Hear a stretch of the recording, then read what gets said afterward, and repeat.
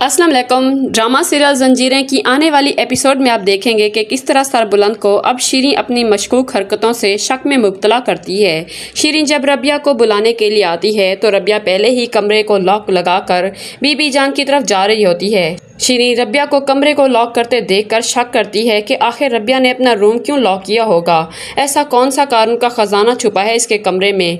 रबिया चली जाती है मगर शीरीं वहीं पे सोच में ही पड़ जाती है कि कहीं सरबुलंद लाला जरमाला के रूम में तो नहीं छुपे होंगे। वो रबिया के सामने तो उसके रूम से चली जाती है मगर जब रबिया की नजर उससे हटती है तो शीरीं भाग कर रबिया के रूम के करीब कान लगाकर अंदर से आवाजें सुनने के लिए खड़ी हो जाती है ताकि उसे सरबुलंद का कोई सुराग मिल सके और वो अपना यकीन में बदल कर दोबारा सोहराब का एतमाद जीत सके। मगर सरबुलंद जो निहायत ही फूंक कर कदम रखने वाला समझदार सरदार है वो खामोशी से सोफे पर बैठा रहता है और मुसलसल सोहराब के बारे में सोचता है क्योंकि सोहराब की मशकूक बातों ने सरबुलंद को सोचने पर मजबूर कर दिया है।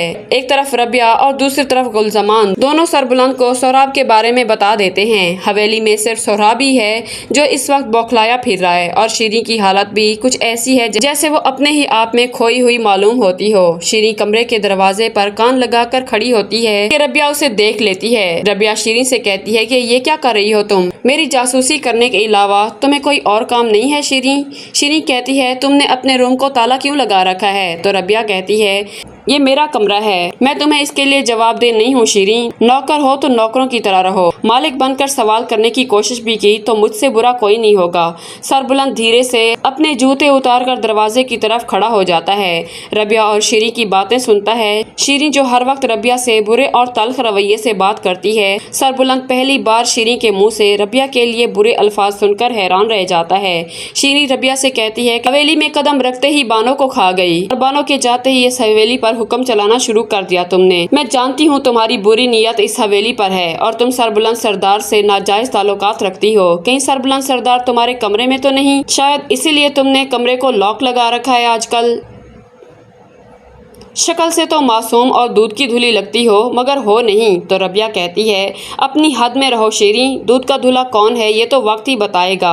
जहाँ तक सरबुलंद और मेरे दरमियान ताल्लुक का सवाल है तो वो तुम जैसे गलीज जहनियत के लोग कभी नहीं समझ पाएंगे। सरबुलंद शीरीं की बातें सुनकर सोहराब की बातों को याद करता है कि सोहराब लाला भी सरबुलंद पर चढ़ाई करते हुए इसी तरह उससे पेश आते हैं। शीरीं भौंक कर चली जाती है। रबिया रूम में आती है तो सरबुलंद उसे दरवाजे में ही खड़ा मिलता है। रबिया सरबुलंद को देखकर उसे कहती है कि आपने शीरीं और मेरी बातें सुन ली। तो सरबुलंद कहता है ये शीरीं आपसे किस लहजे में बात करती है। तो रबिया सरबुलंद से कहती है कि जब से बानो की डेथ हुई है शीरीं मुझसे इस तरह पेश आती है, हमेशा उसकी मौत का इल्जाम मुझ पर लगाते हुए आपके और मेरे किरदार पर कीचड़ उछालते हुए बात करती है। सरबुलंद कहता है कि सोहराब लाला भी मेरे साथ कुछ इस तरह का बर्ताव करते हैं। शीरीं की बातें सुनकर आज मैं हैरान रह गया। तो रबिया कहती है शीरीं कमरे के दरवाजे के बाहर खड़ी होकर अंदर से आने वाली आवाज़ों का जायजा ले रही थी और बाकायदा उसने मुझे ये भी कहा कि मैंने कहीं सरबुलंद सरदार को अपने कमरे में तो नहीं छुपा रखा, जभी तो मैं अपने कमरे को लॉक करके जाती हूँ। सरबुलंद कहता है कि शीरीं की हरकतें और बातें मुझे शक में मुब्तला कर रही हैं। तो रबिया बताती है कि आपको एक और बात भी बतानी है सरबुलंद। शीरीं ने अपने पास एक मोबाइल फ़ोन छुपा रखा है अपने तकिए के नीचे। न जाने वो किससे प्यार मोहब्बत की बातें करती है। एक बार मैंने उससे ये बातें करते सुन लिया था। सरबुलंद रबिया की बात पर और ज़्यादा मशकूक हो जाता है कि ये बातें आपने मुझे पहले क्यों नहीं बताई रबिया। तो रबिया कहती है मुझे खुद कन्फर्म नहीं था इसलिए मैंने नहीं बताया, लेकिन आपकी दावत वाले दिन मैंने शीरीं के कमरे से उसका मोबाइल जो उसके तकिए के नीचे छुपा हुआ था वो देख लिया था, मगर मैं मोबाइल ना ला सकी क्योंकि उस वक्त शीरीं कमरे में आ गई थी और मैं जान बचाकर पहले ही कमरे से भाग निकली थी। सरबुलंद कहता है कहीं शीरीं ने तुम्हें देख तो नहीं लिया। तो रबिया कहती है कि उसे तो मुझ पर शक तक नहीं हुआ।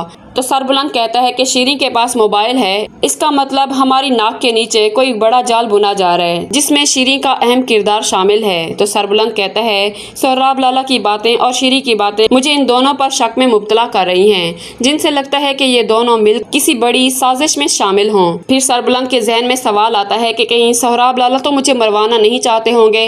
तो रबिया को ये बात तशवीश में मुब्तला कर देती है कि शेरदिल लाला को भी मरवाया गया था। उनके जाने के बाद सरदारी आपके حصے میں آئی ہے۔ اب کوئی ہے جو آپ کی جان کا دشمن ہے، وہ بھی اس سرداری کی وجہ سے۔ پھر سربلند کہتا ہے کہ بانو کو بھی مجھ سے یہی شکایت تھی کہ میں سرداری اور حویلی سہراب لالا کے سپرد کر کے اسے اور بی بی جان کو لے کر شہر میں شفٹ ہو جاؤں، یہاں میری جان کو خطرہ ہے۔ تو ربیہ کہتی ہے کہ اس کا مطلب آپ کے جانے کا فائدہ سہراب لالا کو ہوگا اور سرداری ان کے حصے میں چلی جائے گی۔ سربلند کہتا ہے نہیں نہیں ربیہ، یہ نہیں ہو سکتا، سہراب لالا ہمارے دشمن نہیں ہو سکتے، ہم نے کبھی انہیں خود سے الگ نہیں سمجھا، وہ ہمارے بھائی ہیں۔ تو ربیہ کہتی ہے کہ یہ تو آپ سوچتے ہیں نا، سہراب لالا بھی اگر آپ کے جیسا سوچتے ہیں تو پھر تو ٹھیک ہے سربلند۔ پھر سربلند سوچوں میں مبتلا ہو جاتا ہے تو ربیہ پوچھتی ہے کہ کیا سوچنے لگے ہیں آپ؟ سربلند کہتا ہے کہ کبھی کبھی حال کو سمجھنے کے لیے ماضی میں رہنا پڑتا ہے، بس وہی سوچ رہا ہوں۔ یہ ساری باتیں سہراب لالا کی طرف اشارہ دے رہی ہیں، مگر میں جانتا ہوں کہ وہ ایسا کبھی نہیں کریں گے۔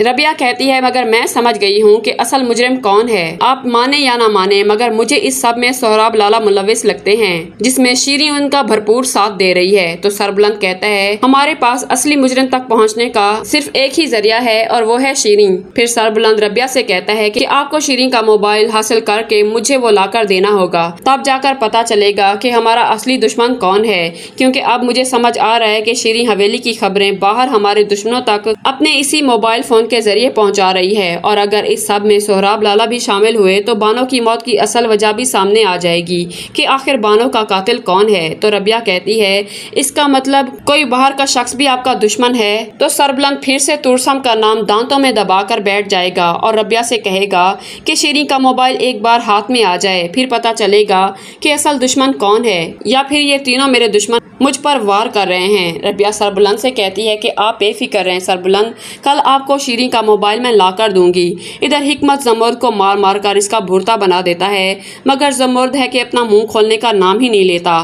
وہ سوچتا ہے کہ اگر وہ اپنا منہ کھول لیتا ہے اور شیریں کا نام لیتا ہے تو اس کی محبت شیریں بری طرح سے پھنس سکتی ہے، جبکہ شیریں تو بری طرح سے ویسے بھی پھنسنے والی ہے۔ اور بی بی جان کو بھی اس کا پیلا رنگ دیکھ کر حیرت ہوتی ہے کہ اس کو کیا ہو گیا ہے ایک رات میں، اور بہت جلد شیریں کی پریگننسی بی بی جان اور باقی سب کے سامنے آنے والی ہے۔ اب سہراب نے شیریں کو خود سے الگ کر لیا ہے، وہ شیریں کو اپنی شکل نہ دکھانے کی دھمکی دیتا ہے، اسی لیے اب شیریں اپنی مشکوک حرکتوں کی وجہ سے سربلند کے ہتھے چڑھ جائے گی، اور آگے چل کر شیریں کی گواہی سہراب کی تباہی کا باعث بنے گی، جس سے یہ بھی ہو سکتا ہے کہ سہراب کو پتا چلے کہ شیریں اس کے بچے کی ماں بننے والی ہے، تو وہ شیریں کو مروانے کا کام زرگون کو سونپ دے۔ زرگون بھی شیریں کو مارنے والا نہیں، کیونکہ وہ بھی شیریں سے محبت کرتا ہے اور ضرور وہ شیریں کو کہیں چھپا دے گا۔ پھر اسی طرح شیریں سہراب سے بدلہ لینے کی خاطر سربلند کی ٹیم میں آ جائے گی۔ سہراب کو یقین تو ہو چکا ہے کہ سربلند حویلی کی حدود میں چھپا ہوا ہے، اب اسے سہراب پر شک بھی ہو گیا ہے، اس لیے ڈرامہ اب اگلے ویک سے پھر سے انٹرسٹنگ ہوتا دکھائی دے رہا ہے، کیونکہ دریا چند کی موت کی اصل حقیقت سننے کے بعد تورسم کو بھی پہلی بار اپنے چچا زعفران پر شک ہونا شروع ہو چکا ہے، اور اسے گلمہر کی باتوں میں صداقت محسوس ہونے لگی ہے۔ تو کون کون چاہتا ہے کہ شیریں پکڑی جائے، تورسم اور ربیہ کا آمنا سامنا ہو جائے؟ کمنٹ میں بتانا مت بھولیے گا۔ ویڈیو کو لائک کر دیجیے گا۔ ملتے ہیں نیکسٹ ویڈیو میں۔ اللہ حافظ۔